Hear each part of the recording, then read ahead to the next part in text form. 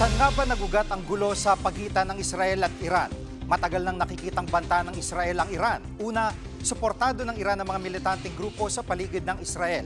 Kasama dyan ang Hezbollah sa Lebanon, Hamas sa Gaza Strip at Houthi sa Yemen.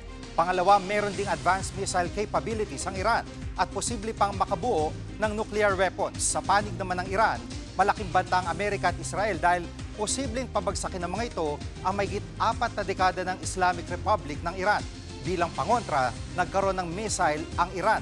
Bumurin ito ng Islamic Revolutionary Guard Corps at mga armadong grupo sa Middle East. Sumatotal abot sa 2.4 million ang mga Pilipinong nasa Middle East base sa datos ng DFA. Karamihan sa kanila ay nasa Saudi Arabia, UAE at Qatar. 31,000 na Pilipinong nasa Israel habang nasa 800 naman ang nasa Iran.